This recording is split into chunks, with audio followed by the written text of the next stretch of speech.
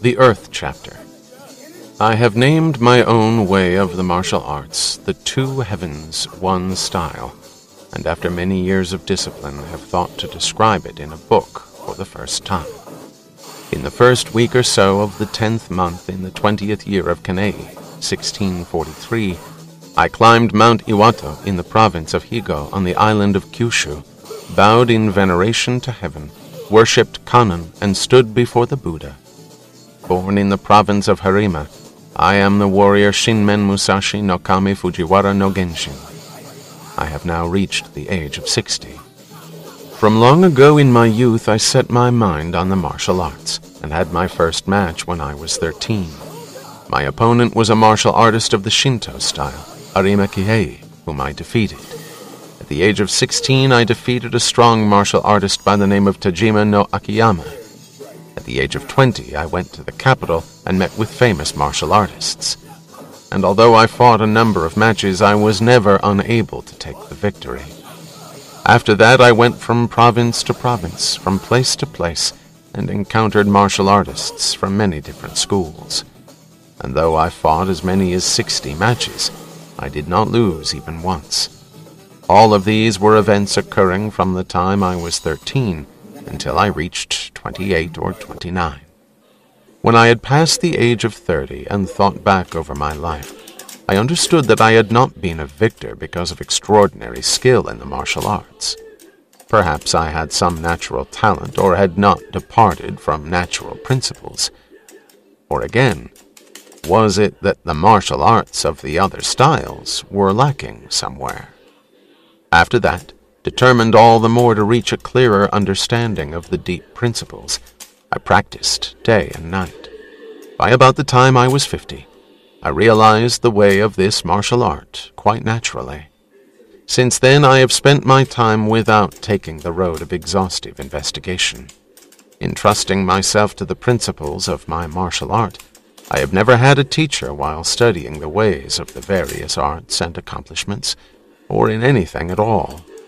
Now, even in writing this book, I am neither borrowing the ancient words of Buddhism or Confucianism, nor using old examples from the military chronicles or practices. Within the view of this one style, I will express the heart of truth, using the ways of heaven and Kanzeon as mirrors.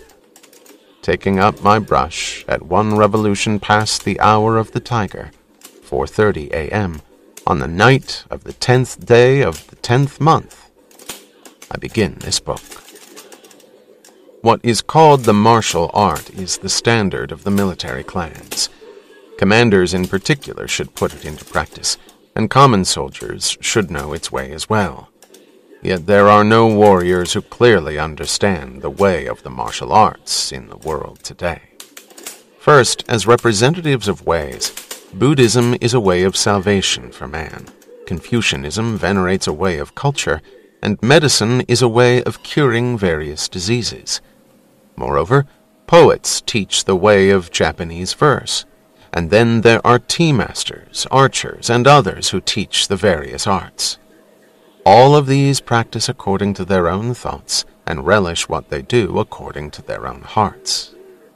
It is a rare person who relishes the way of the martial arts. The term warrior speaks of the two ways of culture and conflict, and to relish these two is our way. A warrior should make his best effort in the martial arts according to his own abilities and situation, even if he is naturally untalented in this way. Generally speaking, when people contemplate the heart of warrior thought, they consider it no better than a way in which being a warrior is simply in dying. But the way of dying is not limited to warriors alone. For even monks, women, farmers, and the classes below them, there is no distinction in their having a sense of duty, in knowing shame, and in being resolved to their own deaths. What is most basic in the way of practicing the martial arts is overcoming your opponent in each and any event, whether in victory over a single opponent in a duel, or in victory in a fight with a number of men.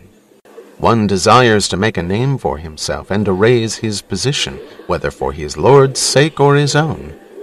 This is accomplished by virtue of the martial arts.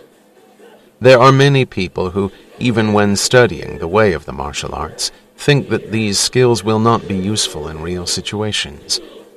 In fact, the true way of the martial arts is to train so that these skills are useful at any time, and to teach these skills so that they will be useful in all things. The way of the martial arts. In China, and even in our own country, those who have put this way into practice have traditionally been spoken of as masters of the martial arts. As a warrior, one should necessarily study this practice. These days, the men making their way through the world calling themselves martial artists are generally only teachers of sword techniques. Recently, the priests of the Kashima and Kantori shrines in the province of Hitachi have established various styles, declaring them to have been transmitted by the gods, and have traveled from province to province, teaching them to others. Since times past, among the various achievements and arts, there has been something called the method of gaining the advantage. But while it may be spoken of throughout the arts, swordsmanship should not be limited to this proposition alone. Swordsmanship is difficult to know simply by the advantage gained from it generally, nor, of course, is it at all suitable to the laws of warfare. When you look at the world, the various arts have been tailored to be items for sale. Likewise, a person thinks of himself as something to be sold, and even the implements of these ways are proffered as merchandise. This mentality divides the flower and fruit into two, and makes much less of the fruit than the flower. In this way of the martial arts especially, form is made into ornament, the flower is forced into bloom, and technique is made into display. One talks of this or that dojo, teaching this way or that way in an attempt to gain some benefit. Someone has said that the immature martial art is a source of great injury, and this is certainly the truth. Generally speaking, people make their way through the world in four ways: the way of the warrior, the farmer, the artisan, or the merchant. Those who follow the way of the farmer prepare various farming implements, carefully regard the changing of the four seasons, and in this continuum live out their days. This is the way of the farmer. Following the way of the merchant, the man who makes sake seeks out various methods of production, makes a profit from its good or poor quality, and thus earns his living. In whatever way the merchant takes, he does the work appropriate to him and makes his way through the world by making a profit. This is the way of the merchant. As for the warrior, he prepares for himself the weapons of the various military practices and must sufficiently determine the proper uses of those weapons. This is what must be done in the way of the warrior. Without the preparation of weapons and an understanding of the advantages of each one, wouldn't the accomplishments of the warrior clans lose a bit of their depth? Following the way of the artisan, the carpenter, for example, skillfully prepares all the different kinds of tools, learns the best way of using each one, takes out his carpenter's square, works correctly according to the plans, does his work unfailingly, and makes his way through the world. These, then, are the four ways: warrior, farmer, artisan, merchant. I will describe the martial arts in comparison with the way of the carpenter. For the sake of such a comparison, let us take houses as our example. We speak of aristocratic houses, warrior houses, the four houses of the Fujiwara, the destruction or continued existence of these houses, or for that matter of a style, tradition, or particular house. By using the word house, we can make a comparison with the way of the carpenter. The word carpenter is written with the Chinese characters for great skill. It is this great skill in the way of the martial arts that leads me to choose the example of the carpenter. To learn about the principles of battle, meditate on this book, for the teacher is the needle, the student the thread. As a student, you should practice without end. Comparing the way of the martial arts to the carpenter. Like a master carpenter, the commanding general understands the measure of the empire, ascertains that of his own province, and knows the gauge of his own clan. This is the way of the master carpenter. The master carpenter clearly understands the measurement of temples, pagodas, and monasteries. He knows the plans for imperial palaces and towers. He manages people, and he builds houses. In this, the master carpenter and the manager of the warrior clans are the same. In building a house, there is the problem of the selection of wood. Wood that is straight, without knots, and with a good appearance will be used for the front pillars. Wood that has a few knots but is straight and strong will be used for the rear pillars. And wood that may be a bit weak but has no knots and is pleasing to the sight will be used variously for door sills, lintels, doors, and sliding doors. For wood that is both knotty and warped but strong, if each place needing strength in the house is discerned, it may be used after careful examination, and that house should stand for a long time. Moreover, if among the lumber there is such that is knotty, warped, and weak, it will be used as scaffolding, and later as kindling. In using his carpenters, a master carpenter should know the relative quality of their skills and put them to work variously building the alcove, the doors and sliding doors, or nothing more than the door sills, lintels, and ceiling. He has the unskillful ones fix the floor joints, and those even less skilled plane the wedges. If the master carpenter understands the men well and uses them accordingly, the work will progress and the performance will be well done. The progression of the work, good performance, never slackening attention, knowing the utility of things and the relative spirits of the men, plus giving encouragement. All such things are within the master carpenter's frame of mind. The principles of the martial arts are like this.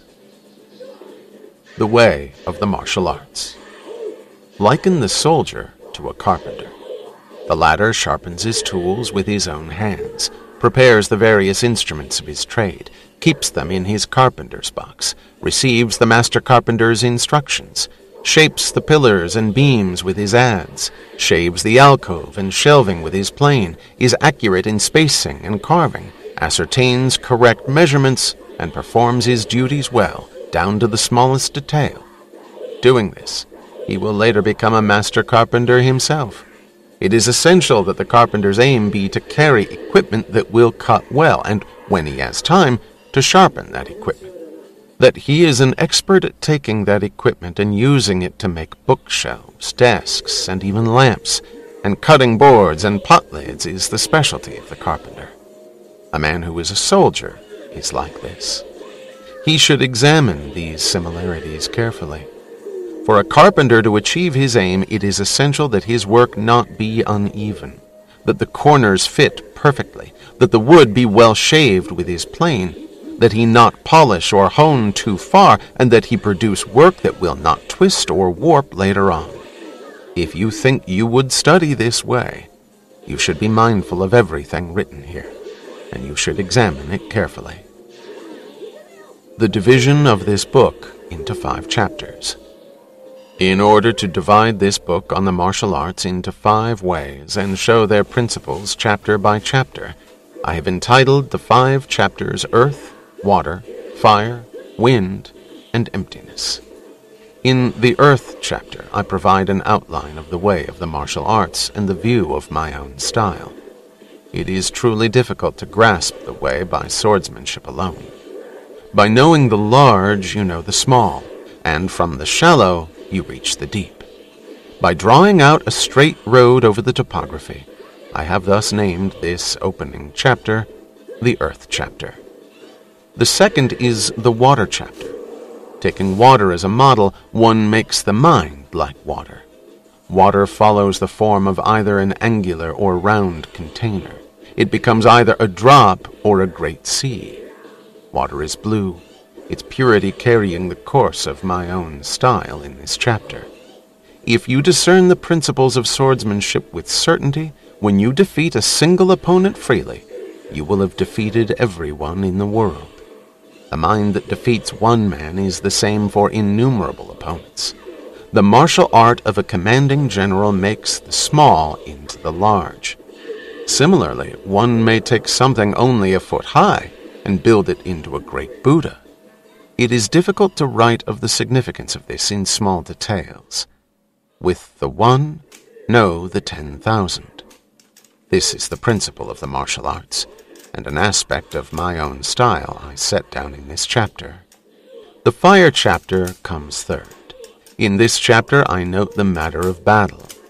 I write about battle here because, like a fire, it can be large or small. So too can it display remarkable energy. In the way of battle, a confrontation between individuals and a confrontation in which 10,000 oppose 10,000 are the same. Enlarging the mind and contracting the mind. You should look at this and examine it well. It is easy to see what is large and difficult to see what is small. The reason for this is that a large group of people is difficult to change quickly, but an individual has but one mind, and that can change speedily. Thus it is difficult to know the small. You should examine this well. Because the situation is one of an instant, this chapter deals with daily training, and as each moment is considered a decisive one, with not letting the mind go slack. These are the essentials of the martial arts. For this reason, it is in this chapter that I write about victory or defeat in battle. The wind chapter, the fourth chapter, is not about my own style, but rather about the other martial arts and their various styles. The Chinese character for wind also means style, and as there are ancient styles, modern styles, and styles in the various schools, I will here clearly explain the martial arts in this country, as well as the techniques of their various styles. This is wind, or style. If you do not know others, it is difficult to understand yourself. There are always heretical understandings, no matter in what way or affair you conduct yourself.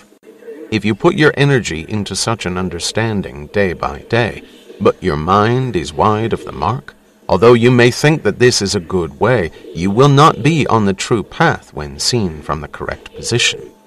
If you do not attain the true way, a small warp of the mind will later become a large one. You should investigate this. It is natural that others see the martial arts in swordsmanship alone. But in the principles and techniques of my martial art, there is another significance. I write this chapter to inform you about other martial arts in the world and other styles. I write the fifth chapter, the emptiness chapter, as emptiness. With the mention of this word, I am not speaking of something akin to an interior or an entrance. Having attained the principles, you leave them. For in the way of the martial arts there is a natural freedom. You naturally gain an extraordinary strength. You know the rhythm of the moment. You strike naturally, and you hit naturally. These things are all contained in the way of emptiness. I write the emptiness chapter so that you might naturally enter the way of truth. Naming the two-sword style. We speak of two swords because warriors, both commanders and soldiers, wear two swords at their waists from the very beginning. Long ago they were called tachi and katana, but they are now called katana and wakizashi. It is not necessary to write out in detail why a warrior wears these two at his waist. In our country, it is the way of the warrior to wear them whether the reason is understood or not. I call this the two-sword style in order to express its principle. The spear, the halberd, and other weapons are peripheral, but are among the implements of battle. In the way of this style, it is correct for even the beginner to hold a sword and short sword in either hand and train in the way. When you put your life on the line, you want all your weapons to be of use. Your real intent should not be to die with weapons uselessly worn at your waist. Moreover, when you hold a single weapon with both hands, it is difficult for the right and left hands to move freely. For this reason, I would have you learn to hold a sword with one hand. With a spear or halberd, There is no other way but with 2 hands, but the sword and short sword are both weapons to be held with 1 hand. It is wrong to hold a sword with both hands. It is wrong to do this on horseback, and wrong to do it when you are running. This is so, whether in swamps, deep rice paddies, steep roads, or in the midst of a group of people. A bow, spear, or any other kind of weapon you may hold in your left hand, but in all such cases you will have to use the sword with 1 hand. Thus it is not the true way to take a stance with a single sword with both hands. If there is a time when it is difficult to strike or kill an opponent with 1 hand, then you may strike him down with 2.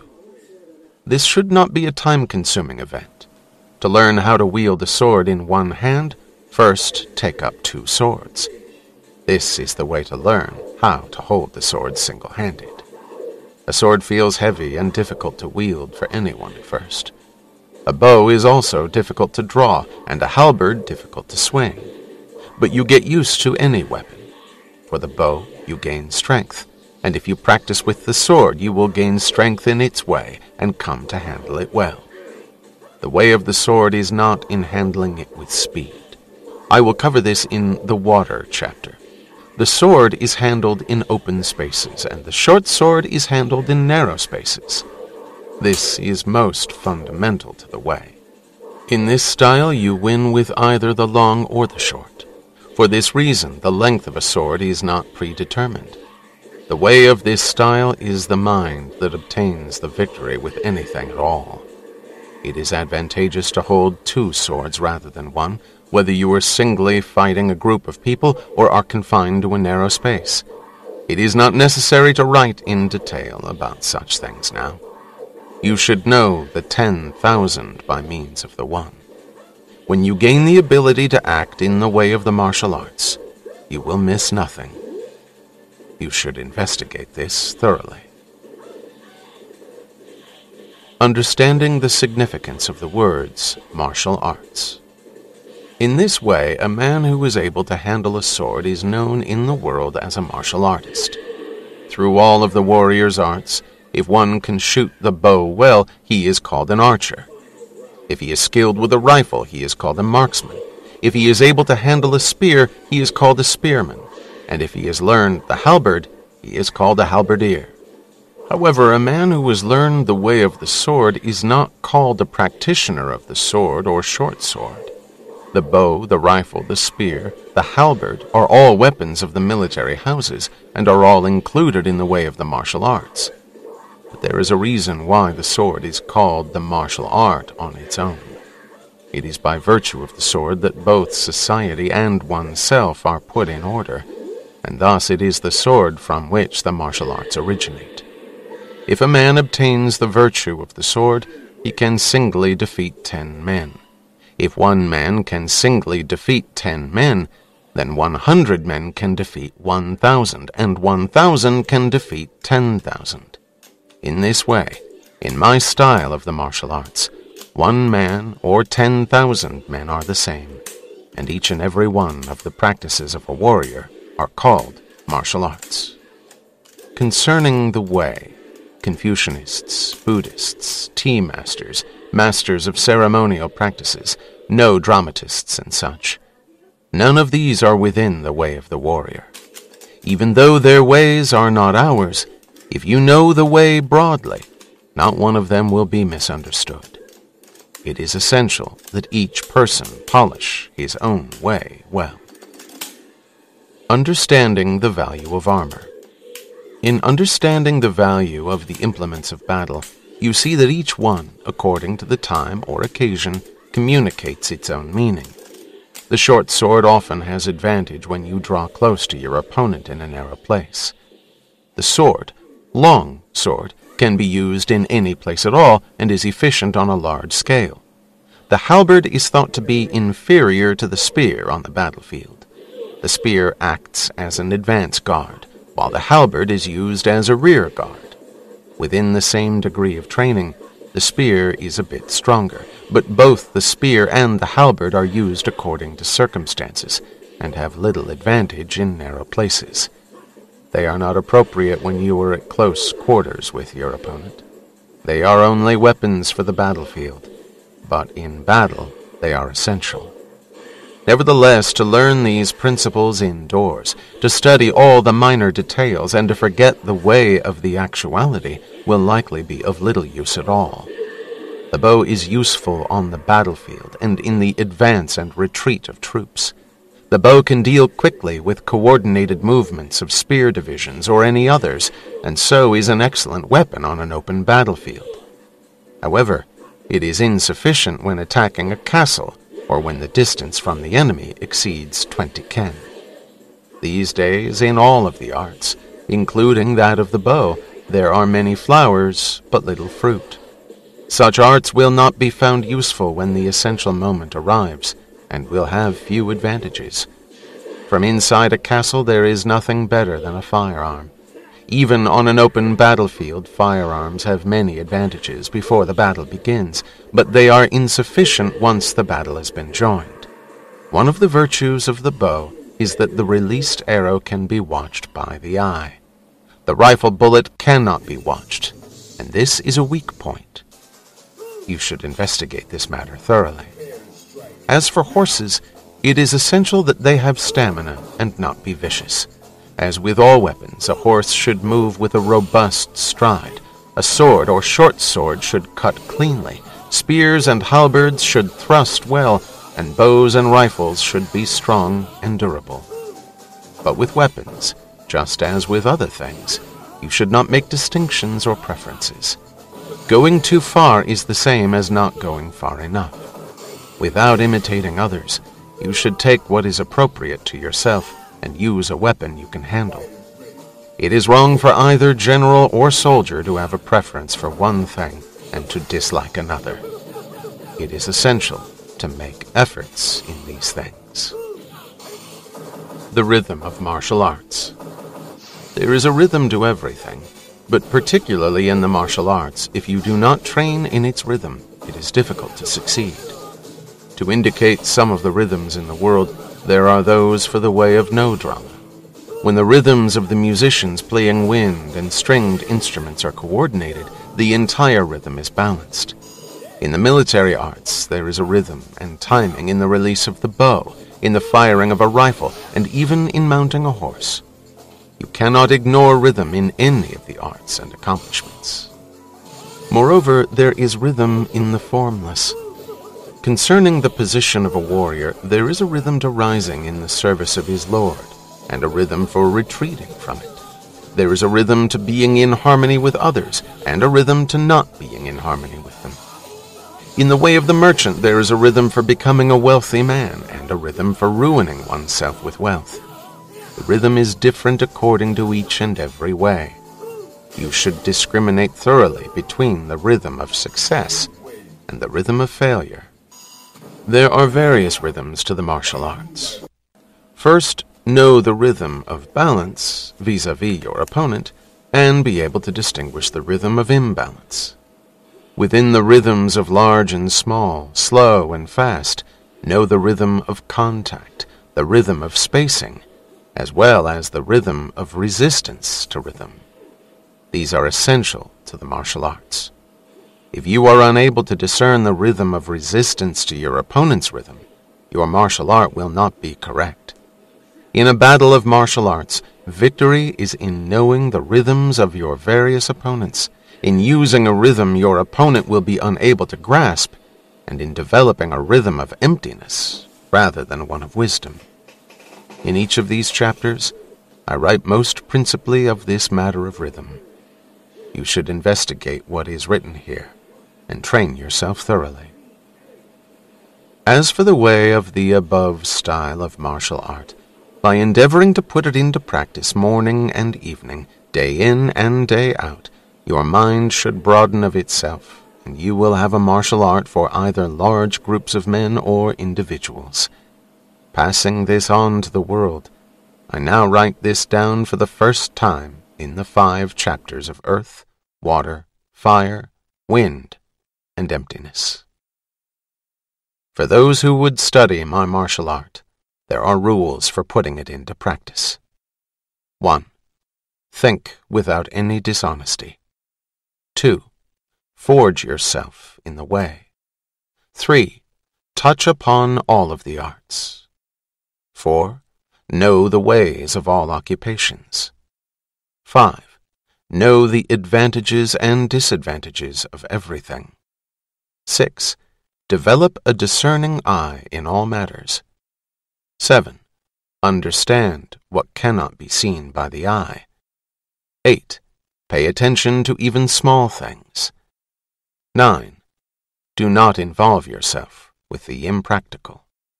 Generally speaking, you should put your mind to these principles in this manner and train yourself in the way of the martial arts. In this way alone, if you do not take a broad field of vision towards what is true, it will be difficult to become an accomplished martial artist. If you are able to learn these rules, it will be a way in which you should not be defeated, even alone against 20 or 30 opponents.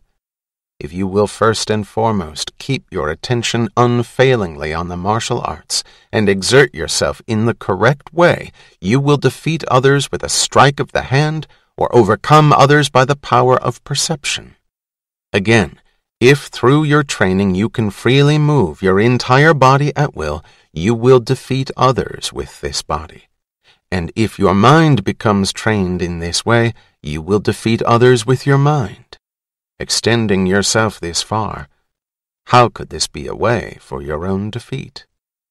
Again, as a martial art for large numbers, this way will excel in supplying good men as soldiers and in using numbers of those men. It will excel as a way to carry yourself correctly, and it will excel in regulating the country, in maintaining the people, and in establishing order in society. You will know how not to fall behind others in any of the other ways, how to help your own self, and how to establish your reputation. This is the way of the martial arts. 12th day of the 5th month, 2nd year of Shōhō, Shinmen Musashi.